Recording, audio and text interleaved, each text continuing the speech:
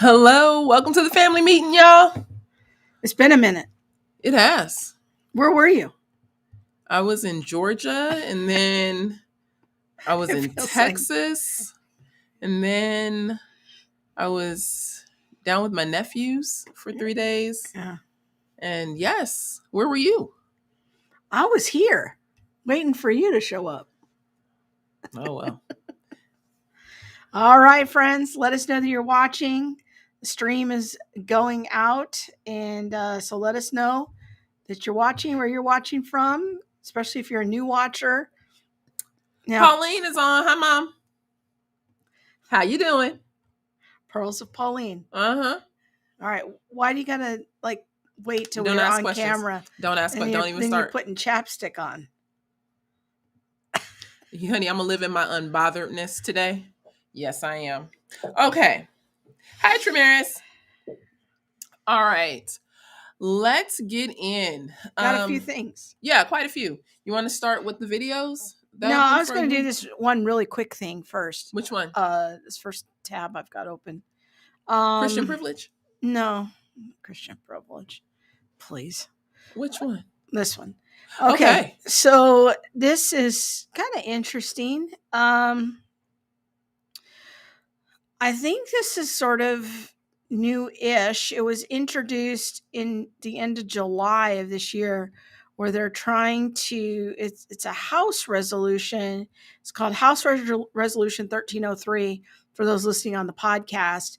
The title of it is Establishing the Marxist Roots of Critical Race Theory, and detail the threat of this divisive ideology poses to the American public. Basically, they're trying to, it's in committee now, so it's very far from being voted on. I don't know if they'll even ever vote on this, but I just wanted to get it on everyone's radar. This is a little interesting here, all of their whereases related to critical race theory. But oh, pray for my mind. Yes. Get out of the gutter. All right. So they're resolved that that House of Representatives recognizes critical race theory and its derivatives as a form of Marxist ideology. So that's the first resolution. Second resolution is recognizes that critical race theory exists in direct opposition to the founding ideals, way of life, and form of government of the United States, which I think is interesting. And the third resolution is declares that as a Marxist ideology, critical race theory poses a significant threat to the United States Republic, its citizens, and the free people of the world, rising to the degree of a clear and present danger to the Republic, its citizens, and the states, its allies, and the good and happiness of mankind. I think that's very interesting. The wording is really interesting. The wording's really interesting because, I mean, they would have to be talking about the praxis of it all, not necessarily the book. Yeah. You know what I mean? They're not talking about the theory. That's a good point. Well, they could be talking about the framework, but yeah. I wouldn't say it's both the framework and the praxis. You know, like how do you get to human equality? I don't know. I'd really have to think about it, but I just thought it was interesting that they're trying to make an actual formal resolution about it. Yeah, I think embedded within the framework is praxis. So embedded within the definition of critical race theory, it is a movement by definition. So you get both, but to me, it isn't clear what part of critical race theory are they seeing as a threat to the Republic. Well, they kind of detail it here, and we're skipping all those details. Mm-hmm. It's in all the whereases. But you know, about whiteness, that it teaches our children that they are either oppressed or oppressors based solely on their skin color, rather than, you know, their dignity as a human individual, or, you know, being able to be judged fairly according to the law, you know, regardless of skin color. Let's see. I think it leaves me with the question of, you know, if we... I have a lot of questions. if we take, and I could be okay with taking critical race theory off the table. We don't want to, and I think this is what a lot of critical race theorists are upset about. We don't want to just say, well, critical race theory isn't the way to combat oppression. Mm-hmm. Thus, we don't look at oppression at all. Like, oppression is just Right. not a thing. Right. So no one is ever oppressed. We have to have a way to be able to investigate and to gather evidence and data for oppression and to be able to clearly define injustice.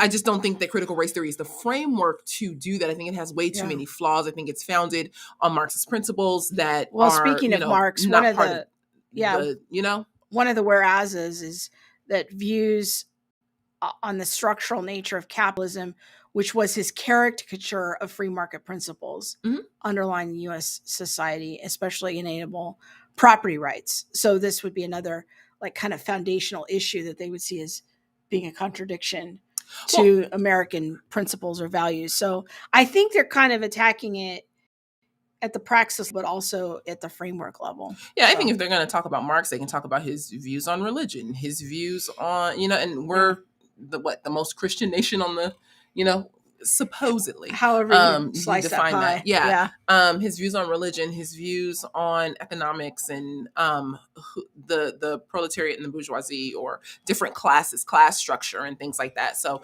I think there's a lot of room for complaint about him and room for growth. But it is interesting that they're putting that forward. Yeah. So we'll see what comes of it. And if anything, I don't know if there's enough energy behind that to really do anything with it or what it means, but we'll see.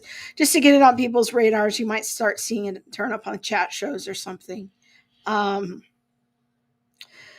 says you don't need the presuppositions of CRT to do an analytical analysis of where oppression might be. I completely agree.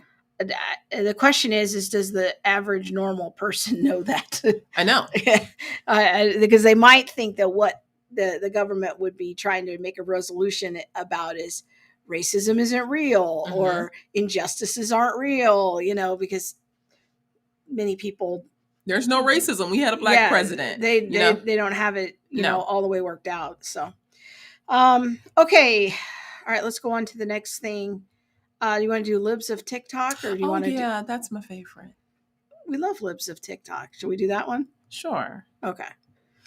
All right. So Monique saw this today.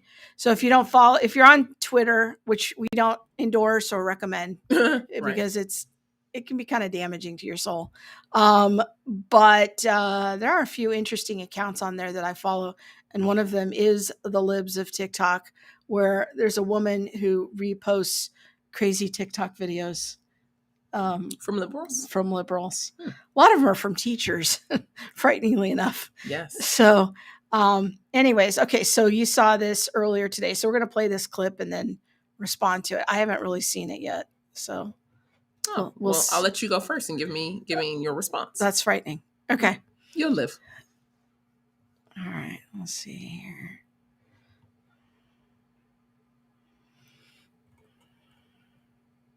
I'm going to make it a little smaller.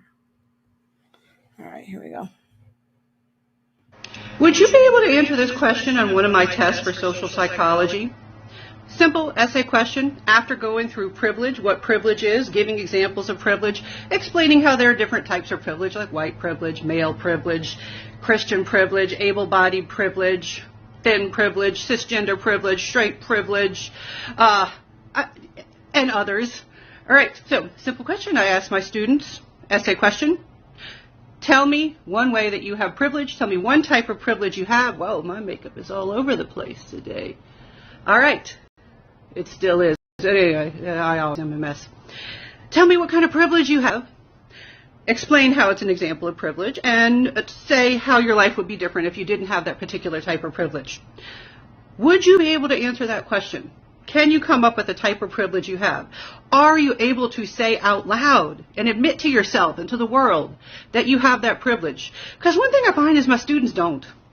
Even when I have clearly explained what privilege is and how it doesn't mean your life has been easy, it doesn't mean you're a bad person if you have privilege, still they just go, oh no, I don't know, no, I don't have any privilege. The test question, a lot of students will leave it blank. It could be for a variety of reasons, not necessarily because they, don't understand or don't take the class seriously or anything. But I get weak ass answers, like, oh, well, I've got strong privilege. I've got smart privilege. I'm like, you could have said you had white privilege. You could have said you had male privilege. At the very least, because I'll have some students, they're like, look, I am a black transgender individual. I don't have a whole lot of privilege. I'm like, okay, now think about your life. Think about certain advantages that you have that you probably didn't notice that you have. And an example I often go with, I say, even if you've got disabilities, you don't have all the disabilities. There's some disability that you would be lacking, that you'd have privilege from not having that disability. Like for example, if you are sighted, you can see, you don't need accommodations for that. You've never had to think about, oh, is the textbook going to be available in Braille? Am I going to get it on time for the semester? That's just one of many examples I'll try to throw out. I'm like, just think, what sorts of privileges do you have? And they just don't want to do it. There's so much resistance. So I'm asking you, what sorts of privileges do you have? Can you own up to it? I'll start. I have white privilege for sure. I have cisgender, straight privilege. I have able-bodied privilege.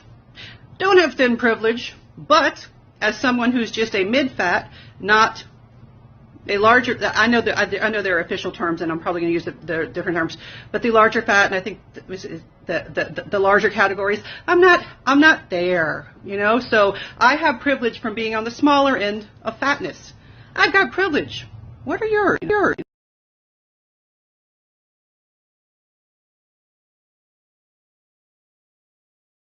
Oh my word. Okay. For those on the podcast, I was psychology professor at Southern Louisiana University.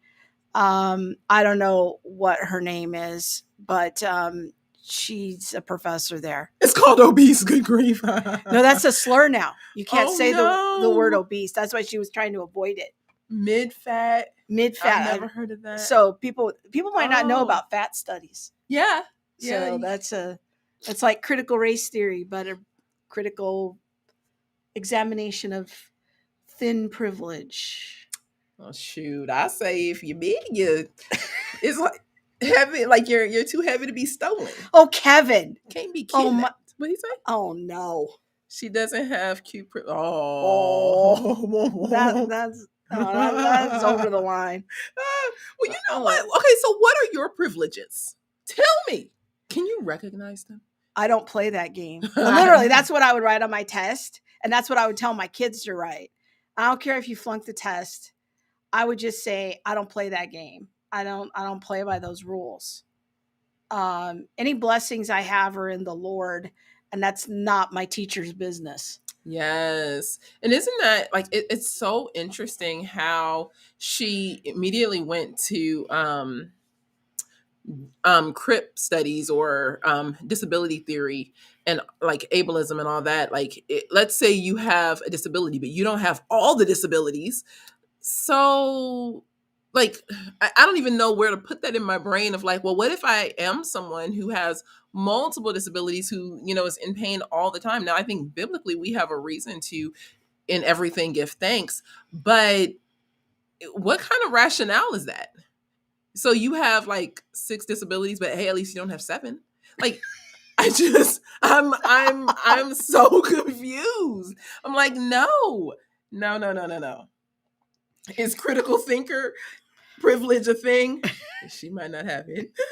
Y'all be coming through, yes. Oh man. Jenny says, well, I'm a beast and I own it.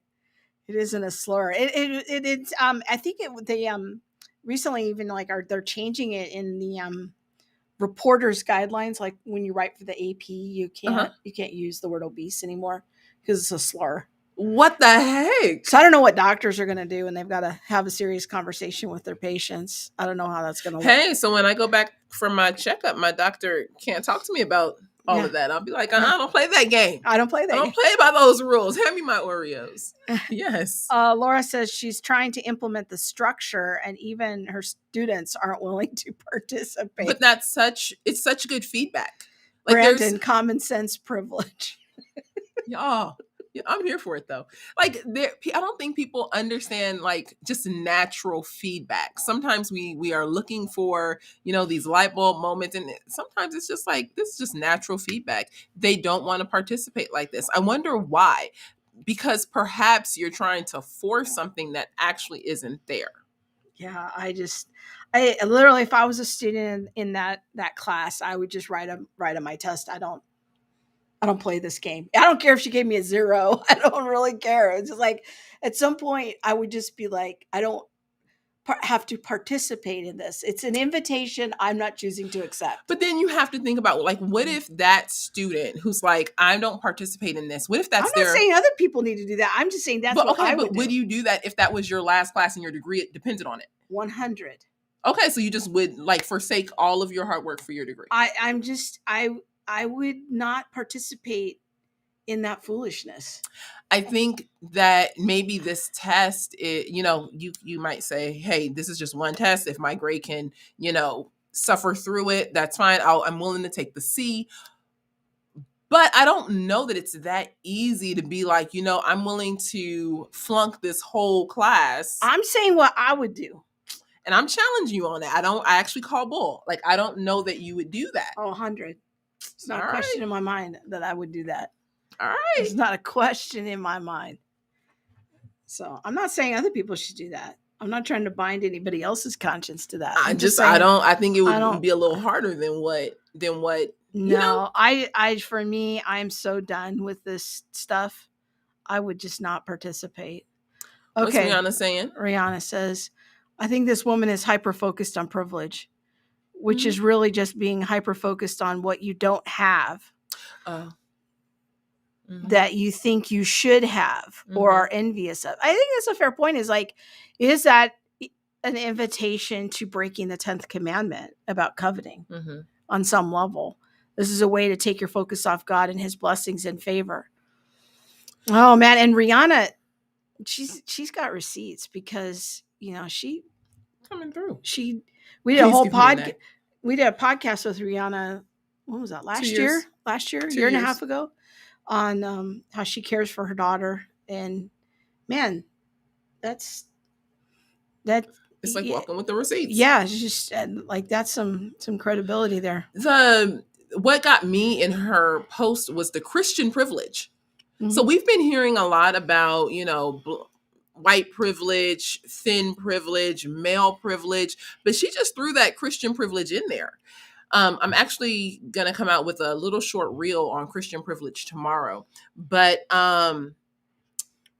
people need to understand that Christian privilege is really a thing. It's as real as, having it's as real thin privilege in the social world. Theories.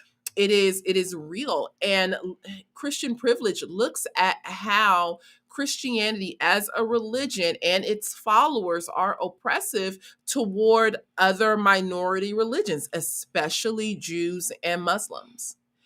And how do you rectify the oppression being given by Christians? Tamara says one of her students should have written, I do not have grade privilege. There it is. So I think that this is something that I just want to put on people's radar that people should start to be aware of. Not from this, like, we have to fear position, but what are basically, if you're a Christian, you're going to be considered an oppressor. And what does that mean? Like, what did it mean if we look back 2 years ago when, everyone was using the term white privilege and whiteness and all this stuff? What did that mean for white people then? How did we see shifts in jobs and things like that? Well, what is it going to mean when Christian privilege comes full on the front? I think we should be concerned about that and considering how we as Christians respond to that. Some of the ways that we are accused of being a religion of privilege is that we don't have to worry about not having a Christian holiday off. So we can take Easter and we can take Christmas. I read an article yesterday that compared Christians to Nazis. And not just, Christians today, but looking through the history of Christianity, comparing us to Nazis against the Jews. Y'all need to pay attention. I'm telling you, pay attention. Because this is a conversation that's going to creep onto the forefront a little bit, probably quicker than what we're ready for or what we think about. Sarah says Christian privilege, thin privilege, and age privilege need to be on people's radar. There's no end to this worldview. No. Darren says, perhaps at this age, meaning me, but maybe a bit more difficult for a younger person without strong parental support to stand the test. I told my kids, I told my daughter when she was in high school, don't take surveys, don't participate. If they try to make you repent of your whiteness in chapel, don't participate. And you won't get in trouble at home. I don't care if you get suspended or get a bad grade. I mean, I've had those conversations. Ooh. Joy has a good comment. Says, I think we need to refocus the Christian privilege is to refocus on the underground church in Africa, Asia. I think that, I think it sparks a lot of thoughts for me in looking at, how do underground churches, especially in Asia, how are underground churches, being maintained? How are they meeting? What are they doing? I don't want to give into like fear tactics, like, oh, this is what's happening, or conspiracies or things like that. But I would say that based on the things that are written, like I'm not going off of like hearsay, but based on the things that are written in this book, in the textbooks, in just the textbook on Christian privilege and what do we do with Christian privilege and the promotion of secular and not so secular mainline Christianity in public schooling. Read some of these and the examples. larger This might society. Explain it better.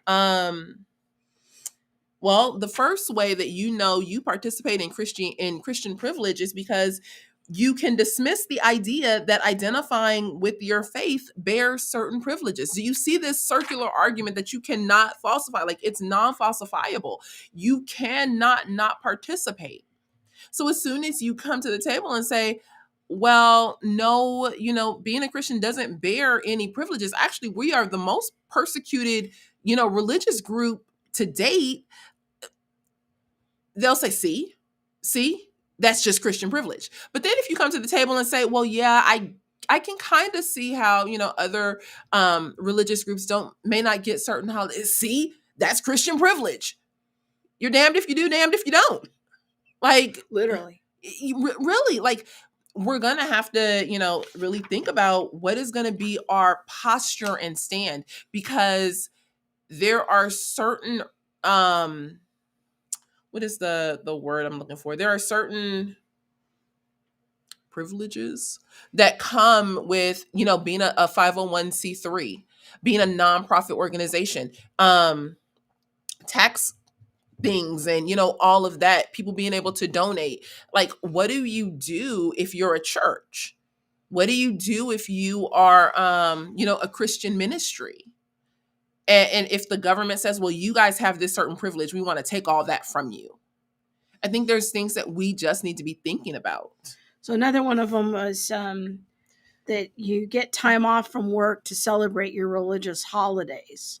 That would be an example of privilege. Mm-hmm. You can practice your religious customs without being questioned, mocked, or what does inhibited. That say? Inhibited. You can reasonably assume that anyone you encounter will have a decent understanding of your religion. But what I, in reading, because there's like 27 of them, different examples, is that I could pull any of these and compare it to BLM or compare it to the social justice movement right now as a religion. How is that? So I'm not following you. Your okay, logic is ahead of me. Stop it. You can practice your religious customs without being questioned, mocked, or inhibited. So I can participate in DEI. I can promote DEI. I can promote SEL. I can promote ideologies that are in line with social justice, advocacy, critical race theory, and all of those things. And I believe that people should understand where I'm coming from. If you don't understand where I'm coming from, you're a racist. Okay. Does that make sense? I think so. Like there's an attitude right now that if you don't understand the rhetoric, understand what's happening in culture, then you're just racist. Why are you asking these questions? It is like presupposed that everyone understands what's happening. The same way that they're saying people automatically understand Christianity because it's just everywhere. Does that make sense? I think so. Yeah. All right, you ready to move on? I was really having fun looking at my book. I know you love that book. Trimera says she would get detailed with the privileges. I have hand privilege, foot privilege, head privilege, speaking privilege, iTunes privilege, singing privilege. I don't have singing privilege. I wish. You have dance privilege. I do have dance privilege, but I wish. I need to break out my. I feel like I am oppressed by the singers. How are you oppressed? Because I can't do it. Oh, I want to do it. You want to do the singing? You want to be on the worship team? Is that what you're saying? Ain't nobody gonna let me on the worship team. They like make a joyful noise to the Lord, but over there. All right. Okay. What else? What are we missing? Ramil says, get out of 501c3s. I've had that thought and I'm really conflicted. If y'all ever want to pray for me, pray for wisdom. Because I can honestly see people's thoughts and positions about not participating with government. And people, like, we're a 501c3, we're a nonprofit, and people tend to not give if they can't get the tax credit on the back end. And I'm like, that makes sense. It's just a difficult space to be in. I think one of the things that we've said before too is that we will not have a posture of being enslaved to the 501c3. Yes. That if anyone were ever to tell us that we gotta tell me I can't talk about Jesus. You can take this 501c3 and bless yourself with it. Yeah. Like I'm not to that part. I'm not to that extent of like, I have to hold on to this at all costs. No. And we've told our monthly partners that very clearly that, we're going to ride this wave as long as we can, but we're not going to allow anybody to tell us that we have to compromise our message. Yes. And so if that means we get thrown off social media, we've been very clear with our donors that y'all need to know we will not be changing our message to stay on social media. Mm-hmm. We will just sign up for our newsletter. Yeah, because that's why we flash up the newsletter every week on the family meeting, because we are in the reality that every single day we wake up, we might be locked out of our accounts. And if you want to stay in touch with us and know what we're up to, this is the best way to do that, is to sign up for our weekly newsletter, because that can go forward. That's a list that we have, that we maintain, and that communication can still happen. So if you're not on our newsletter and you're depending on social media as a way to stay connected to us, that's not a good plan. Mm-hmm. You need to go register for our digital newsletter on our website. So Kim says she could hear the rest. She heard the rest of my comment without me saying a word. Y'all are so funny. Oh, I love the family meeting. I'm just going to put it out there. Okay. All right, you ready? Okay. So let's talk about the last thing. And I'll give a little bit of prep to this next thing that we're going to talk about. So, gosh, a couple months ago. No, we will not. Somebody was saying some churches are so beholden to their 501c3, the strings are attached to the pulpit. That will not be us. Not today. No, it's not. No, we definitely see a benefit to Yeah. it to be able to run our ministry. Yeah. But for us, the Lord has to be first. We will trust the Lord. We will trust the Lord at all cost. Yeah. And we have people in our lives. One, we have y'all, and y'all be putting real stuff in the comments. I have people, and I think you do too, who will DM me on Facebook, and y'all can friend me on Facebook, or follow me on Instagram. But people who DM us and be like, you know what you said, like, I don't know if that was right. Or I remember one time I said hell on All the Things. Oh, it's very early It was really early, y'all. My heart has been changed. Yes, won't he do it? She's always working on it. Yes, he will. Change my heart, oh God, yes. So I think I was like, instead of saying what the heck, I think I was just really quick, and I was like, what the hell? And somebody wrote in and they were like, you need to watch your mouth.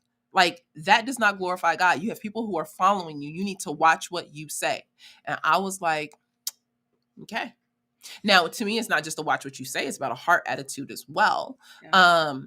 But yeah, like we want people to be able to say, look, I don't agree with you. And then we can have a conversation of agree, disagree. Or you can say, biblically, you are out of pocket. And I'm going to have to go and search the scripture in context, and be like, transformed and renewed. Yeah, we're always working on the swearing. We're not always working on the swearing. Oh, the devil don't like ugly. No, the Lord don't like ugly, and the devil is a lie. Yes, that's what I meant. Oh goodness. Yes, this is us, you guys. This is just us. We're all works in progress. Yes. Okay, so now we're gonna get in the. This is what I was doing. I was telling them we're gonna get in the Wayback Machine. Okay, well, not yet. No. I need to set it up first. Right. Gosh, you're working on my nerve. So a couple months ago, what's that girl name with the dreadlocks? Which one? The girl with the dreadlocks, Jackie Hill Perry. Jackie Hill Perry. She posted like a blog or something like that, a quote, a tweet, and it was something with Louis Farrakhan. It was a tweet. She posted a very short clip on Twitter of Louis Farrakhan on the Donahue Show. So this sent me into the Wayback Machine, back to when I was like 8 and my grandmother used to watch Donahue. And I used to be like, what are these people talking about? So I watched the whole thing. We did a whole show about that. Yeah. Fast forward to last night, I'm writing a review of The Hate You Give, a book by Angie Thomas. And I was like, you know what? Something written in the book is actually goes back to something that Louis Farrakhan said on Donahue. And so I went and I rewatched that interview, but then I saw another interview with Khalid Muhammad. And I didn't know who he was. Yeah, he is. So you're gonna have to fill us in. Khalid Muhammad he actually died 20 years ago, maybe a little over 20 years No. Yeah, didn't he die in 2001? He did. Khalid Muhammad really? passed. Yeah. That long ago? I was thinking it's 2007. All right, go ahead. Same difference. I mean, it's 20 years ago. No. So yes. Yeah, 2001. You're right. I know. Yeah.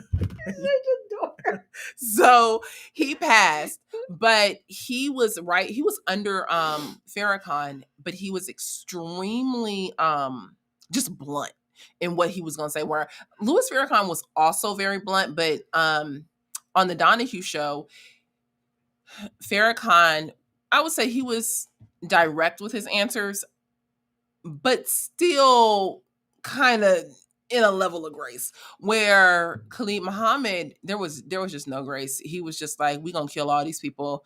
And so as I watched this whole, it's like a 45-minute interview with Khalid Muhammad on the Donahue Show. On the Donahue Show. And for those of you who don't know who Phil Donahue is, because you were born after he went off the air. Yeah. He was a chat show host in like the 70s and the 80s and the early 90s. So he had white hair. Like, yeah, I remember sitting in my grandmother's living room or like on her bed watching Donahue, like After One Life to Live. That's what it was called. Yeah, because it was that's like a soap. Yeah. And what was the soap with the guys and they were twins, but it was really played by the same guy? Do you remember this? Well, there's a lot of those. Okay, guys. anyway, okay, we got to stay on topic. Okay. So watch Khalid Muhammad, but the conversation that happened in the audience sounds so similar to the conversation that we're having today about race that I really wanted to just highlight some of the comments and ask some questions like, how much progress have we made in 30 years? Yeah. 94. Oh, your mother says she never knew your grandmother let you watch Donnie. Oh, Mom, stop it. So, you let me watch The Young and the Restless?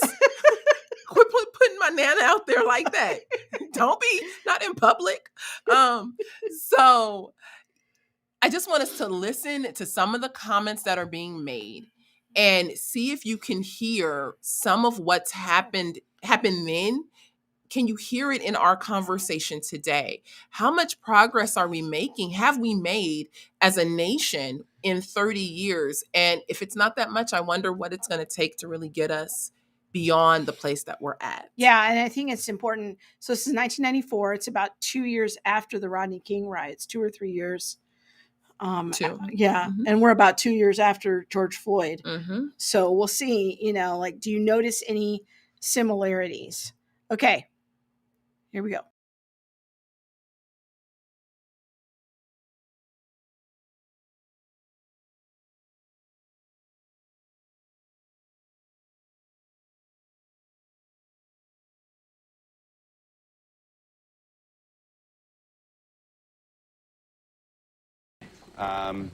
You talk about when white folks can't defeat you, you said in your speech at Kane, they'll always find some Negro, some boot-licking, butt-licking, buck-dancing, bamboozle, half-baked, half-fried, sissified, punkified, pasteurized, homogenized nigger that they can trot out in front of you.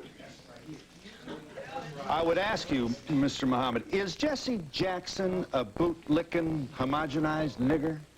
To the best of his ability, I believe he tries every day to do that. Here you are. So one of the battles, That's pretty rough. It was rough. But what I want to bring to the surface is that this man, I listened to a couple, maybe 3 or 4 interviews with Khalid Muhammad today or speeches. This man knew the Bible. I was like, he did a lot of Bible quoting. He did a lot of Bible quoting, but in the church. So this is the Nation of Islam. In the church, one of the things that I feel like I combat a lot as just a Black woman, and to me it doesn't matter if it was male or female. Look at Vody, look at Virgil Walker, look at Daryl Harrelson, look at Sam Say, look at Kevin Briggins. There are Black people who, when you go against the rhetoric of all Black people are oppressed, we're all just the product of whiteness and a society that's bent toward white people, then you become a shucking and jiving, using your mouth for the white man nigga. Basically, like you use a house nigga. That is what you become. And I think that this is something that has been in the Black community for a very long time. The name calling, the shaming, the you can't think differently, the monolithic attitude of, the political monolithic attitude. Even though historically, and I would venture to say many today, Blacks are conservative in a lot of our thinking. Politically, we vote a certain way, and you don't speak out against a lot of what's happening within the Black community. If you do speak out against it, then you become, shucking and jiving. If you don't go along with the rhetoric, a slur, because I've heard prominent Black Big Eva voices use that phrase. Is that shucking and jiving? Yeah, is that some kind of Black slur in the Black community? I don't know. I'm gonna need somebody who older than me to put it in there, because I've always just heard shucking and jiving. Like, oh, she's shucking and jiving, or maybe I guess. I've never heard that until you came along in my life, and then I started hearing these Big Eva Black voices say that. So I started wondering, is Yeah, that it's kind of some like, kind of a slur yeah, it's kind of or like, put down? I would say that it's kind of like dancing for the white man. Okay. That's, yeah. And if I'm wrong, then somebody can yeah, let me know. Oh, Kim says, my mom drilled me to use your head for something other than a hat rack. Think for yourself. Yes.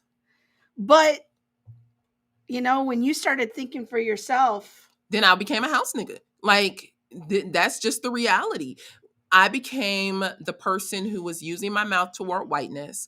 I became the person who didn't care that my friends possibly could be gunned down in the street. These are like things I heard from talking to my friends. So, you know, this is when you go against the ideology. And so, and I guess one of the points that I wanted to highlight is this man is outside of Christ. You're either in Christ or you are in Adam. This man is in Adam. What we are hearing today, what I am hearing today, are from people who are supposed to be in Christ, who are in the church. That's a problem. Okay, all right, let's we're go gonna on do to the next one. Yeah. All right.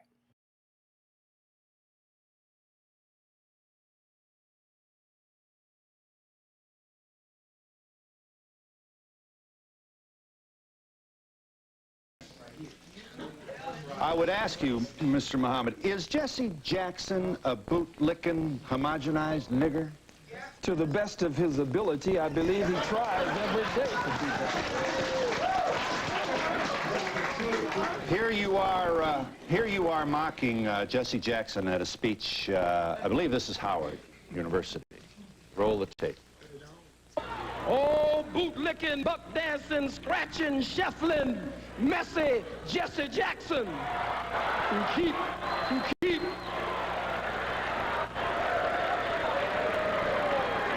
I am a somebody. I am a somebody who keep hope alive. I am a somebody. I don't rightly know who the hell I am, but I am somebody. Yeah. Okay, I just had to ask Monique what was he doing there? Yeah, I can't even use the word. It's just derogatory. But there's a pretty well-known pastor who last year actually did, within his Sunday morning sermon, the next one, 7:10. Yeah. Within his Sunday sermon, just said, you know, any Black person that goes against the rhetoric is just, you know, dancing for the white man. And he did the exact same movements. Yes, massa. No, massa. They just in it for the bag. And, you know, like, this is what we're now seeing in the church. Again, this man was in culture. This is 30 years ago. 30 years ago, this was a cultural conversation. The people in Donahue's audience primarily were Nation of Islam people, and then a lot of Jews for this specific interview. There was one guy who got up like toward the end of the thing and was like, "Hey, I'm a Christian, and you know, God loves you." But this was a cultural conversation. It was out there. Today, what we're seeing is that this conversation has pushed its way through the doors of the church. We don't have to go to that one. You can actually go to 23:23. Okay. Sorry. That's all right. And that, so I think your point there, just to restate it, is that, look, 30 years ago, this was something that was happening on television. People could be kind of shielded from it. Because I was telling Monique, like, Donahue's whole show was basically interviewing fringe people. was he as big as Oprah? Back in the 80s, it was pretty big. Like, they were kind of head to head. They were on two different channels. But, I mean, Donahue basically made a chat show interviewing fringe people. Like, he'd have a KKK person on one day, or David Duke, and then he'd have Farrakhan, and So this he was guy very extreme. He was very extreme. He'd have polygamists on, and this was kind of really when you first saw gay people on national television in a positive way. Mm-hmm. Was really on the Donahue show. So What used to be a fringe conversation, what you're saying is now is becoming more and more normalized, where it's coming into the particular message that we're thinking about is a pretty big name evangelical pastor. Yeah. Well financed. Mm-hmm. Best-selling book. Yeah. And yeah, so this is not just a fringe thing anymore. It's not. It's right here with us. Okay. All right. So let's go to 2323. All right.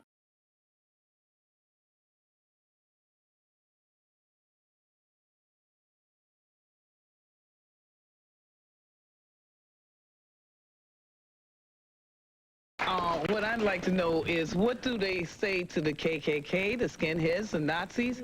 They're so worried about this one brother. What about them? Well, I don't know whether you want to suggest that all white folks support the KKK. Well, enough of them do. Yes. Yeah.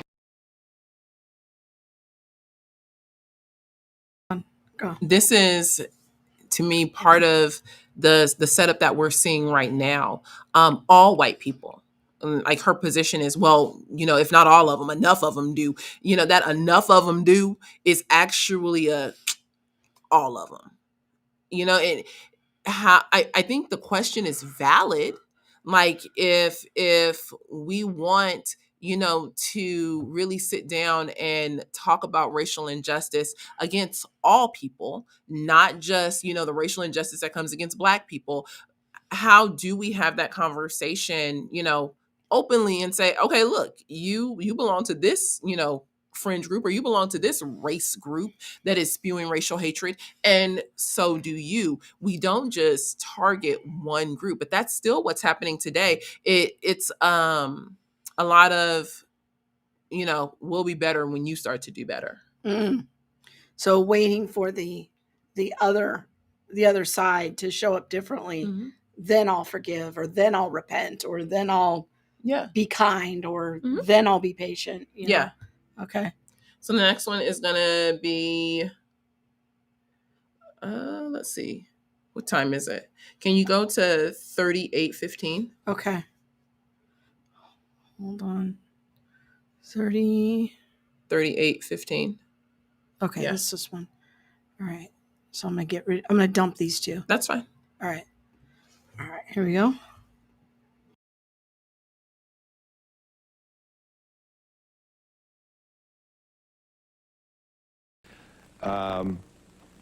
Are we going to preach hate? Are we going to have a race war? Where are we going, and what would you like to do to promote where you think we should go?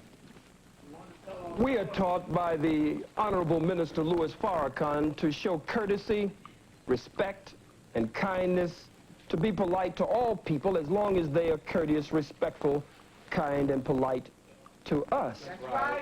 But we must look at the fact that we don't teach hatred. Everywhere we go as Black people, we face hatred. Look at it. Look at it. Angel food cake, white people say, is white. Devil's food cake, you say, is black. You wear white to weddings and black to funerals. Blackball, blackmail. You give us a blonde-haired, blue-eyed, pale-skinned, buttermilk complexion Jesus in contradiction to the black Jesus with nappy hair in the Bible. Our own babies, according to behavioral scientists, our baby girls, when confronted with choosing between a black doll and a white doll, there has been so much damage done, they choose the white doll and say the black doll is ugly. So racism is everywhere, and it's institutionalized. We cannot really be racist, because racism is prejudice plus power. Nothing I say up here nor anywhere in the world will impact, stop fronting, will impact on any white folks in this audience, on your job, in politics, in economics, in housing, in the society. We don't have the power to do that, so we cannot be racist. You know what I'm saying? So before I give you my thoughts about that, I want to address Shara's comment. She asked, are you not allowed to say the name of the pastor who I was talking about with the, saying massa and things like that, because we were talking about like the Nation of Islam and Louis Farrakhan and things like that, we would never want someone to go back and say that we are intentionally like comparing that pastor to Louis Farrakhan or the Nation of Islam or trying to lump them in the same bucket. Saying they're anti-Semitic or anything like that. So it to us is just a bit of a more gracious stand to, give to highlight like, hey, look, this is actually what we're seeing. We know that there's probably a number of people on here who can, name the pastor, and that's fine. It's more to call attention to the issue at hand and to, say, hey, look at this pastor, especially when we're talking about something as sensitive as Nation of Islam. So prejudice plus power, eh? Oh man, I remember 1994. I remember so vividly.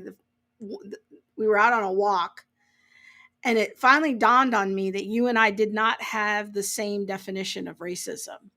And I remember asking you, I think we're using the same word, but we don't mean the same thing.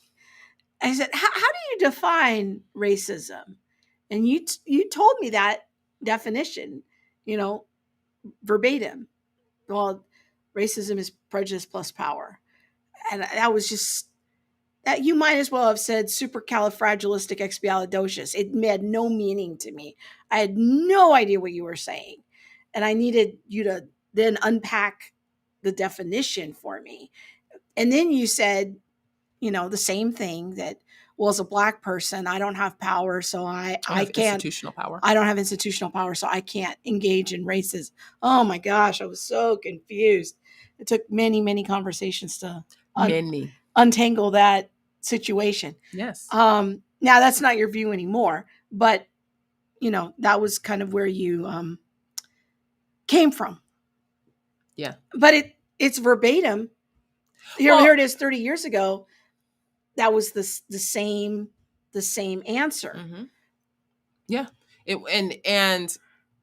But again, that was a cultural answer back then. I think that many people, because critical race theory was only a few years old, it wasn't even 10 years old then, and the redefinition of racism had, come just before, I don't want to say just before that, but had come a bit before that. I don't know that was a very widely accepted idea, except for within academic circles. Khalid has a PhD, if I'm not mistaken. So, it was just within, some, I would say, elite academic circles. Mm-hmm. It wasn't on the ground, but it was it was cultural academia. It wasn't like, your seminary or things like that. Now, Shara is asking a good question here. She says, how are you defining power? What's power? And the definition of racism is prejudice plus power. Now, you made a quick mention of it as institutional power. Yeah, wealth. So tell us now. Here was an immediate question I asked you when we were in that conversation. Is I said, well, what if the person who does the hiring at the company is, let's say, a Black woman? Mm-hmm. That seems like institutional power to me, that she would have quite a lot of say in who would get hired. Mm-hmm. And she could actually act in an exclusionary way of like, we will interview these people. We will not interview these people. That seems to me to be institutional power. Mm-hmm. So that would be a microcosm, I would say, of institutional power. However, when you look on a national level, the amount of Black wealth or Black power, Black institutionalized power, we don't, your social, like your sociologist or critical race theorist would, I would say, most likely advocate, I'm pretty sure, that, people of color don't have institutional power. So that would still be the position or the posture. Yeah. We're not your, predominantly your judges. We're not your CEOs. We're not the ones holding major influence within the nation. Now, how would you account for that when you were holding to that framework? of the fact that African Americans are only like 12 to 13% of the population. Like, because we can't grow because y'all keep killing us. That would have been it in CRT, y'all. Okay. I was a mess. But how would you ever get to majority power if you're only 12 to 13% of the population? Well, we might grow if you stop killing us. Okay. Like, but in reality, Right. we aren't growing. Would that have been your answer?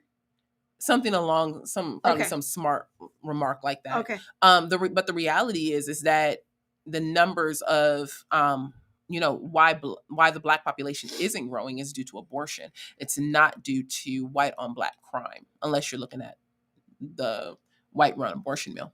Okay.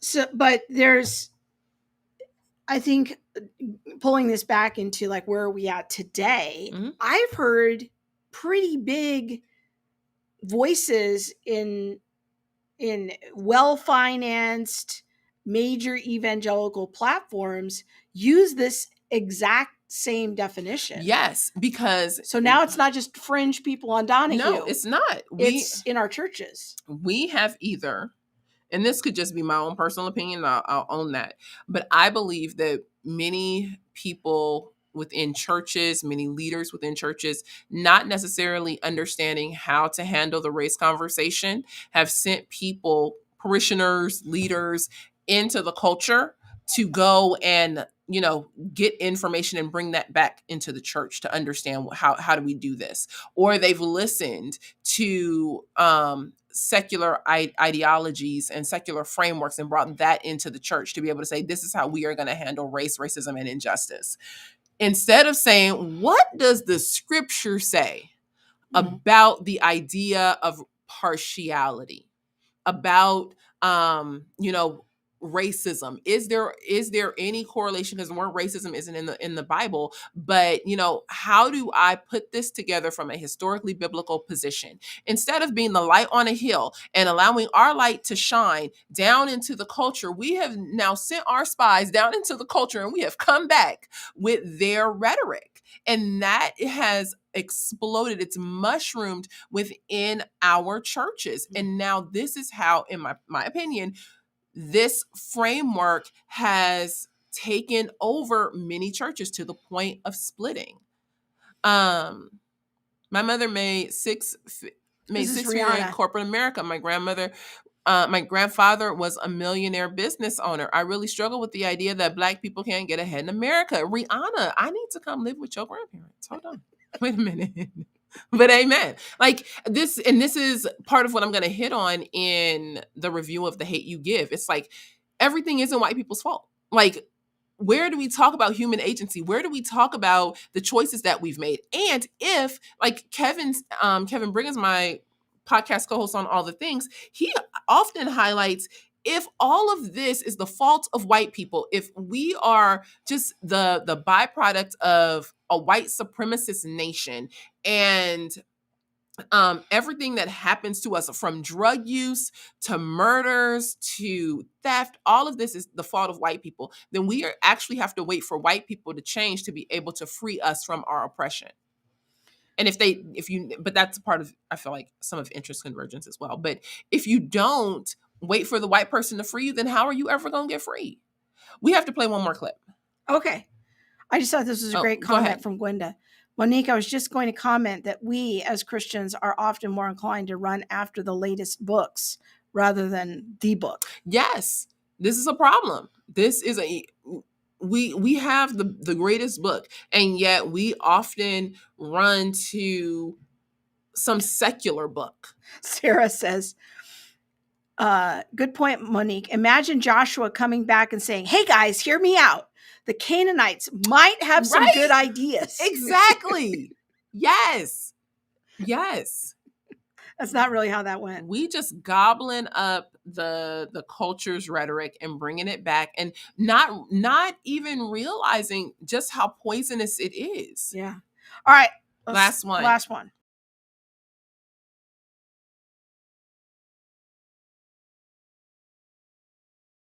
Respect to the race war, there will be a battle between black and white. And I fast and pray today that God, Allah, in his good time, remove all white folks from the planet Earth. And we'll be back in just a moment. That to me is, I definitely see tensions, but I don't see no all out, race war.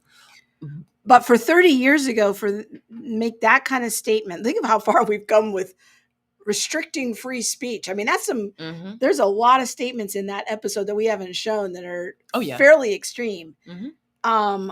But that one in saying that they want to get rid of all white people. That was 30 years ago. 30 years ago. My question is what has changed, if anything, in that mindset? Or has, as a lot of the other things we've highlighted, has that mindset also been allowed to creep into our churches? How do we, put up boundaries in our churches so that these ideologies and these ways of thinking don't seep in to our pews? This is a conversation that, to me, isn't just for pastors anymore. Pastors must teach the word. They must do it responsibly. And as a layperson in my church, when I see that ideology coming in, I have a responsibility to be like, devil, you out of pocket. You gonna have to go. Like, you need to understand the worldview that you're living in or that you're thinking from is not a biblical one, and have those conversations with people. And then if they refuse, we need to bring people to leadership and be like, look, they have this problem, or they're believing in this way. And if we aren't careful, this is going to, split our community. But that's going to take moral courage. It's going to take a lot of spiritual courage. It's going to take you potentially being called a racist or a whateverist, and we're gonna have to be willing to risk it anyway. Well, when I was risking it earlier in the hour and say I wouldn't participate, you're like, I don't know if you'd really do that. I don't.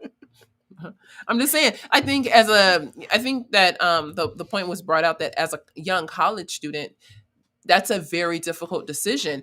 But that's all the more reason that parents need to be having that conversation with their kids. Yes, I completely about agree. Thinking ahead. What will you do? Yes. What will you do in this situation? I want to end with Rihanna's comment. It's all about identity. This is why knowing who you are in Christ matters. Yes. Because if you let others tell you you are oppressed because the white man will never let you get ahead, come on, then you'll probably never get ahead. You will participate with yourself and with others based on how people tell you to participate. You better think for yourself. Don't place the word of man above God's will for your life. And I think that is really, in watching this back, is my takeaway is 30 years, according to man's way, has not gotten us to racial unity. Yeah.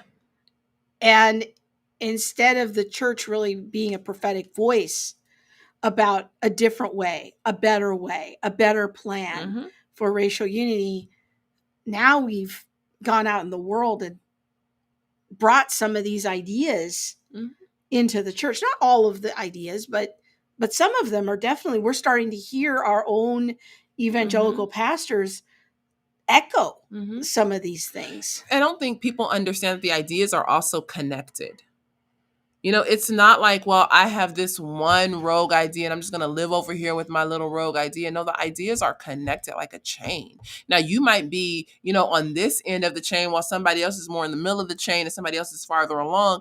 But the ideas are connected. We can't think that we can accept culture on, these two little issues and then that's not going to mushroom.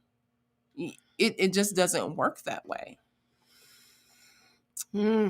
Kim says, we can't believe greater is he who is in me than he who's in the world. And white people have power over me at the same time. That's good. That's real good. Yes. Yes, yes, yes. Oh, many, many, many good comments here. Yes.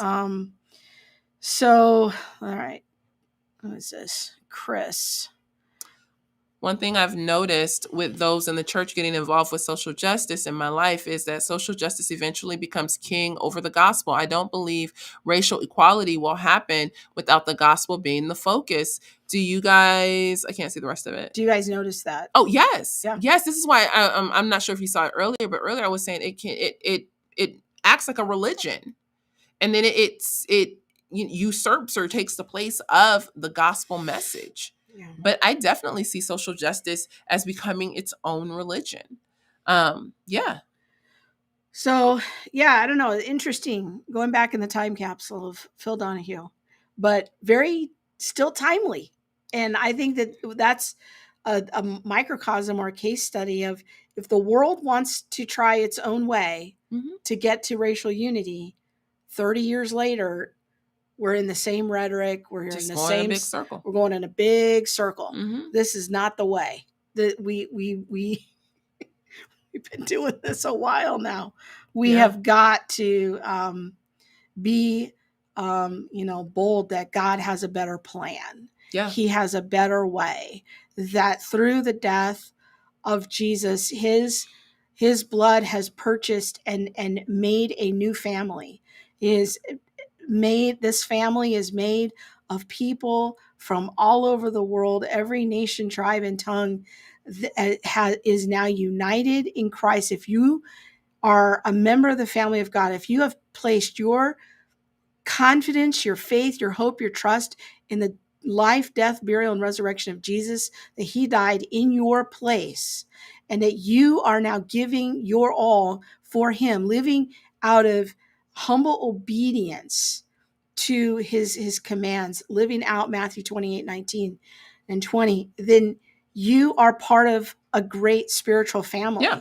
This is the foundation. It's not the whole answer, but you have to start at the right foundation. Mhm. If you don't have the right foundation, your house will fall down. Yeah. No matter how pretty it is, Mhm. there will be cracks in the walls and your house will fall down. You have to start with the correct foundation. Christ is the correct foundation. Now, when we build that superstructure, then we look at places like Ephesians 4, Colossians 3 on how do we walk in unity Mhm. together. God has a better plan. Yep. We don't need to borrow from the world all of these complications in order to understand who we are and how to live together. Let me get my fan. Fan you. Go ahead, girl. Yeah. All right, you guys. We will see you. Are we here next Thursday? No. No, we're in Colorado. We're flying next Thursday. No, we're talking next. We're speaking next Thursday. We might be able to do a family meeting from Colorado. From the hotel. Yeah. All right. We'll try that. We'll try. All right, you guys. Have a